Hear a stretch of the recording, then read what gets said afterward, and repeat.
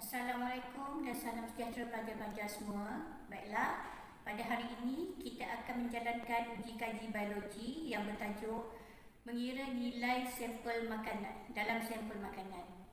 Okey, seperti yang kita tahu pelajar-pelajar, sebelum kita memulakan uji kaji kita, langkah-langkah keselamatan yang perlu kita ambil sebelum melakukan uji kaji adalah seperti kita haruslah memakai raincoat, apron dan juga kasut yang bertutup.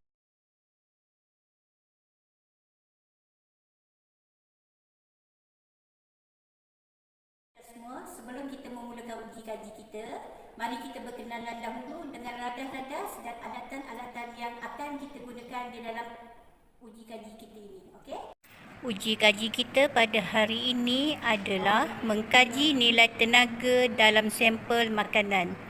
Pelajar-pelajar boleh merujuk kepada buku Biologi tingkatan 4, muka surat 156, aktiviti 9.4. Okey, sebelum kita memulakan uji kaji kita, mari kita kenali dulu radas-radas yang akan kita gunakan. Radas kita adalah seperti penimbang elektronik,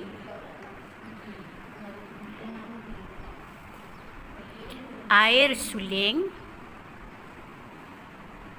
peluru Bunsen, kacang gajus, kacang tanah, jarum peniti, kapas, silinder penyukat, tabung didih, penyepit kayu, termometer, plastesin dan juga pemetik api. Susun radas kita seperti ini.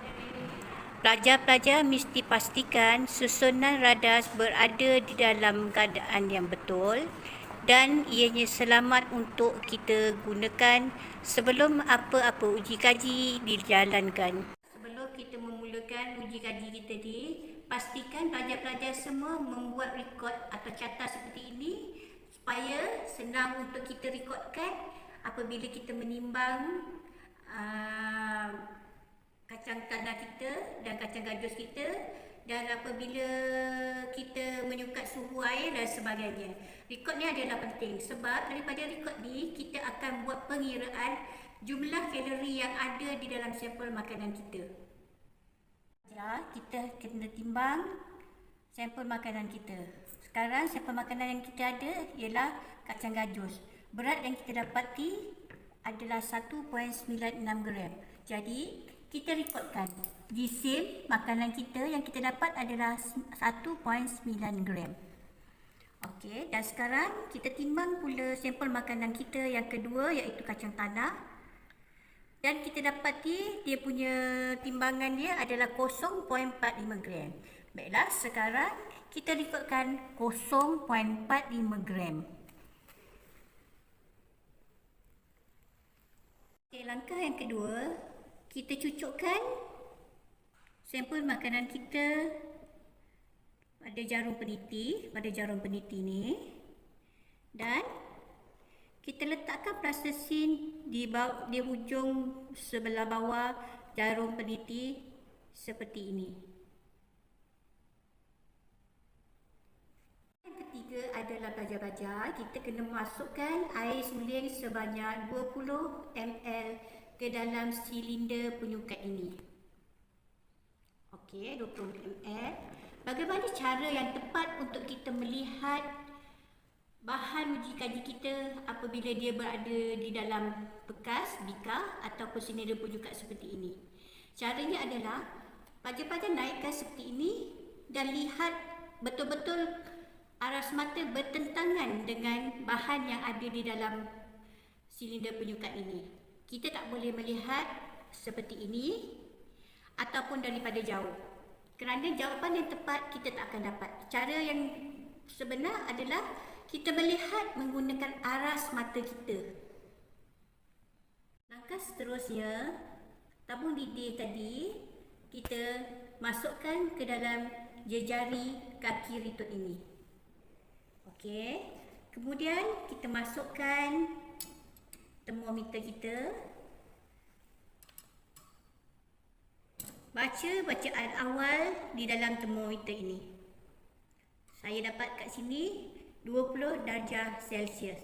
Maksudnya suhu awal air kita adalah 20 darjah Celsius dan kita rekodkan seperti tadi, suhu air yang kita dapat adalah 20 darjah Celsius. Okey pelajar-pelajar. Sekarang bagaimana cara untuk kita tegakkan termometer ini? Kita tegak, caranya adalah masukkan kapas di sekeliling termometer ini. Biarkan dia ketat.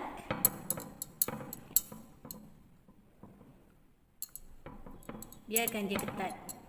Dan pelajar-pelajar mesti pastikan hujung termometer ini tidak menyentuh dasar tabung lidi kita. Kenapa termometer ni tidak boleh menyentuh dasar tabung lidi?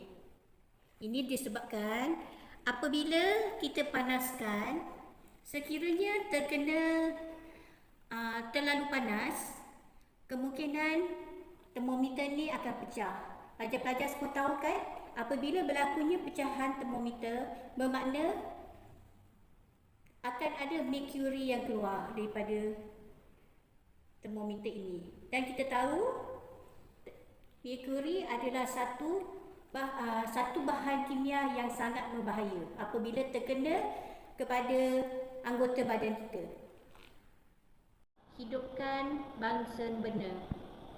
Okey.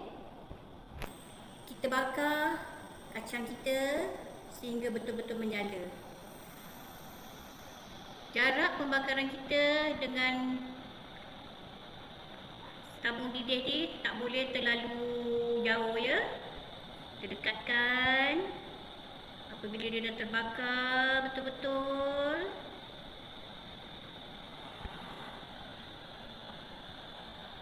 dengan cepat kita letakkan di bawah tabung lidi kita.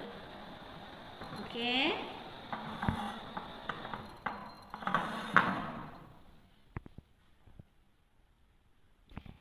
Kita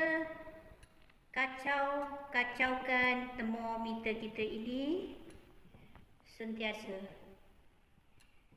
Begini ya pelajar-pelajar. Kerana selepas ni kita akan baca berapa tahap suhu lidi yang ada di dalam tabung lidi ini melalui pembakaran kacang gajus ini, iaitu sampel makanan kita. Pelajar, sekarang sampel makanan kita gajus telah habis terbakar sepenuhnya dan suhu yang kita dapat adalah sebanyak 80 darjah Celsius. Okey, suhu yang kita dapat adalah 80 darjah Celsius dan kita catatkan suhu akhir kita catatkan ke suhu air akhir. Okey, kacang gajus kita dapat 80 darjah Celsius. Nampak apa yang telah kita catat? Seterusnya untuk sampel makanan kita yang kedua, iaitu kacang tanah. Kita tukarkan air seperti tadi kita sukat 20 ml. Okey, seterusnya untuk sampel makanan kita yang kedua adalah kacang tanah. Kita bakar kacang tanah.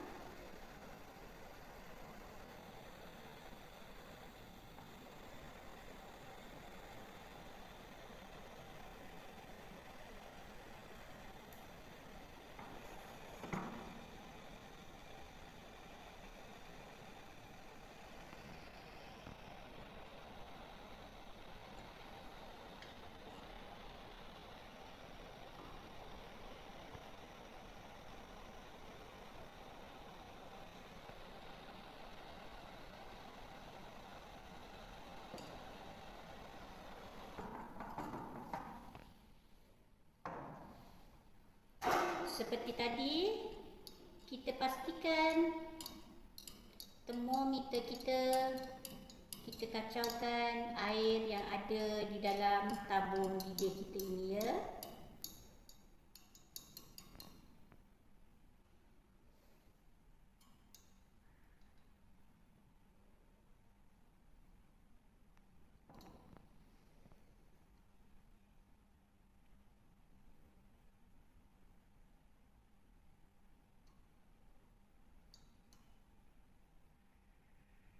Sampel makanan kita pun dah terpadam apinya dan kita baca tahap suhu di dalam termometer ini. Okey.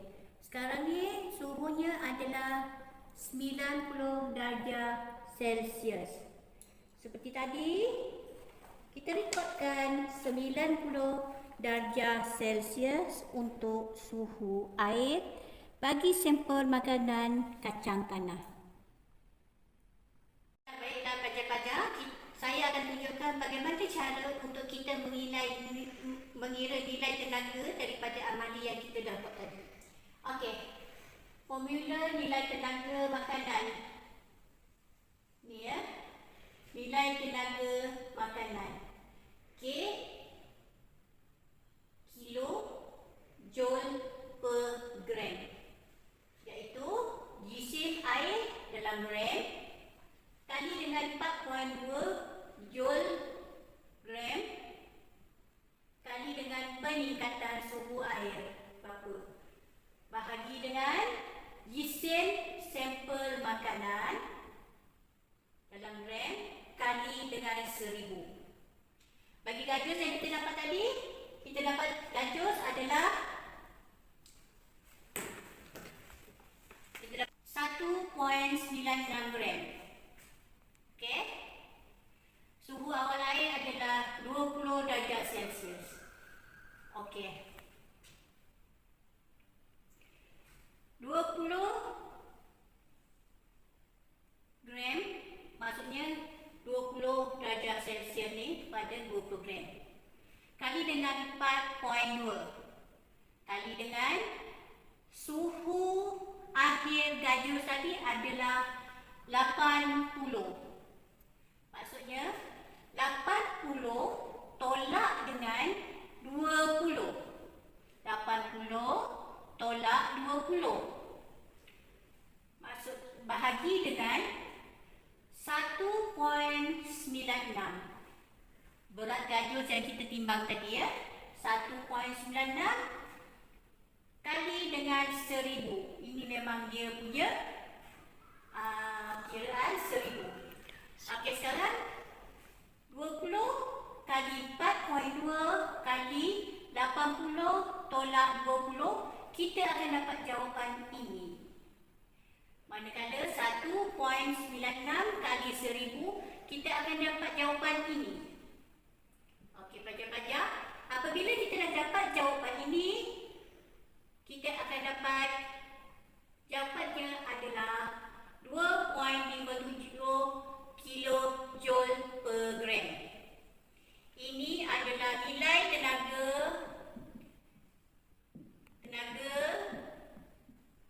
yang ada di dalam sampel makanan gajus kita. Okey, untuk pengiraan dasar tanah juga sama ya pelajar-pelajar. Seperti tadi, kita ambil suhu awal, suhu akhir tolak suhu awal, kita akan dapat berapa, dan ini adalah nilai tenaga yang ada di dalam kacang tanah kita. Faham? Senang kan? Kalau kita ikut step yang sebenar dan membuat pengiraan yang sebenar, ianya adalah amat mudah. Okey? Daripada uji kaji yang telah kita buat tadi, pernyataan masalah, apakah pernyataan masalahnya? Apakah sampel makanan yang mempunyai nilai tenaga yang lebih tinggi? Jawapannya adalah kacang tanah. Kerana kacang tanah mempunyai nilai kilojoule yang lebih tinggi berbanding dengan kacang gajus. Okey? Kan hipotesis dia apa? Kacang tanah mempunyai nilai tenaga yang lebih tinggi berbanding kacang gajus. Okey. Pemboleh ubah yang dimanipulasikan adalah jenis sampel makanan, bergerak balas, nilai tenaga sampel makanan, yang dimalarkan adalah jisim air. Jadi melalui sampel tenaga yang kita buat tadi, melalui uji kaji yang telah kita buat, nilai tenaga di dalam makanan itu bukanlah bergantung pada saiz kecil ataupun besar. Sebab kacang gajus mempunyai nilai tenaga yang lebih kurang daripada kacang tanah. Okey? Okey.